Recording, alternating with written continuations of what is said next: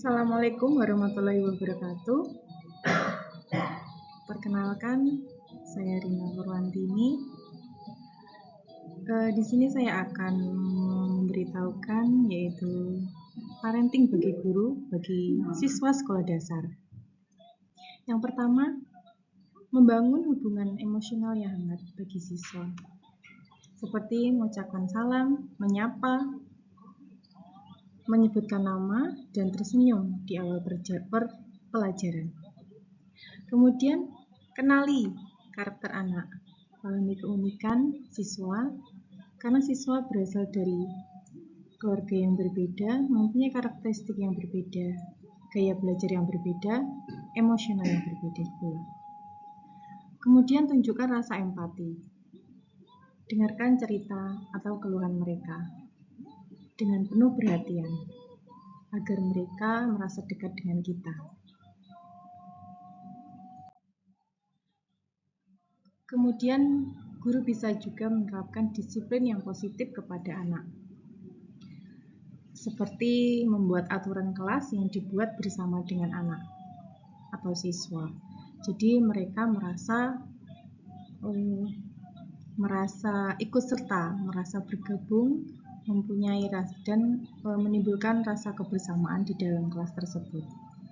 Kemudian fokus pada perilaku, bukan kepada anak. Jadi jika menegur anak, usahakan jangan menyebutkan kamu anak nakal, tapi perilaku kamu yang kurang baik, seperti itu. Kemudian ada juga dengan menggunakan konsekuensi yang logis. Ini bermaksud jadi jika anak itu melakukan suatu kesalahan, guru tidak harus menghukumnya dengan hukuman fisik, tetapi hukuman yang mendukung atau mendidik. Seperti hukuman yang misal anak melakukan kesalahan, guru menyuruh anak tersebut mungkin dengan membersihkan ruang kelas, menyiram tanaman di halaman, dan sebagainya. Jadi memupuk rasa tanggung jawab sosial.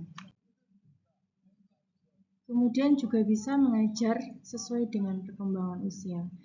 Jadi guru harus mengajarkan konten itu sesuai dengan perkembangan usia didik anak, usia peserta didik. Yang pertama, gunakan metode bermain dan visual.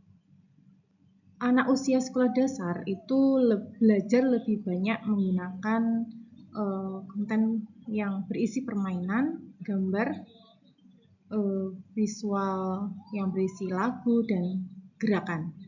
Jadi mereka lebih bersemangat, termotivasi belajar jika konten-kontennya itu berisi materi yang interaktif. Kemudian juga harus menggunakan bahasa yang baik dan sederhana dan positif. Di sini guru dalam menjelaskan kepada siswa hindari menggunakan bahasa yang terlalu sulit dicerna oleh siswa.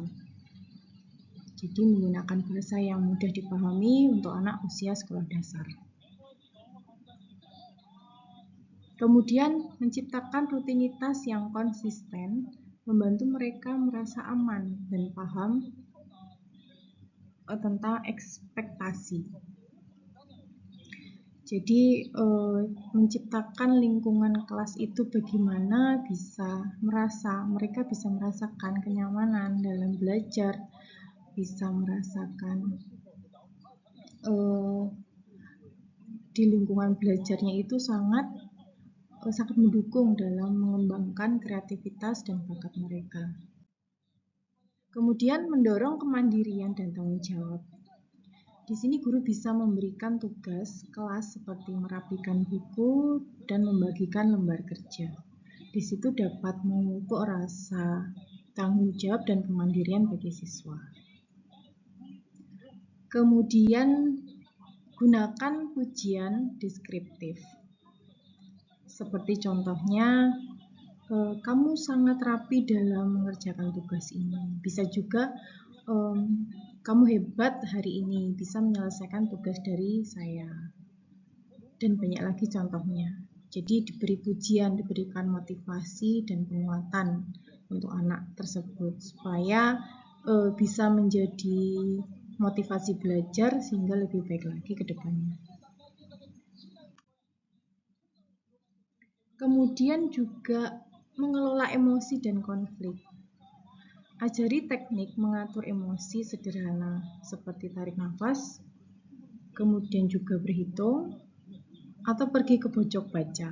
Biasanya ke pojok baca menyediakan berbagai bahan bacaan yang mendukung pengetahuan siswa. Jadi seperti buku, bacaan yang dapat mengembangkan literasi membaca siswa di sekolah dasar.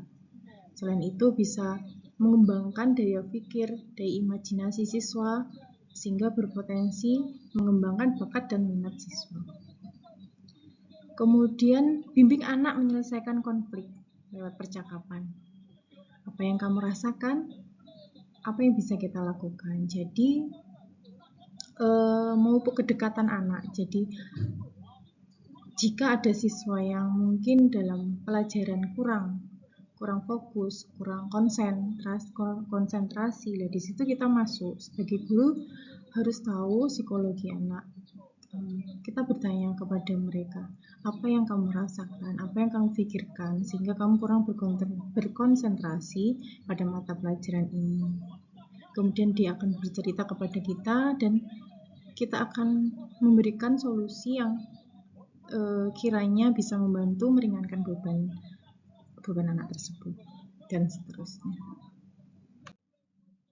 Kemudian libatkan orang tua secara aktif. Di sini bisa dengan komunikasi lewat via WA, WhatsApp.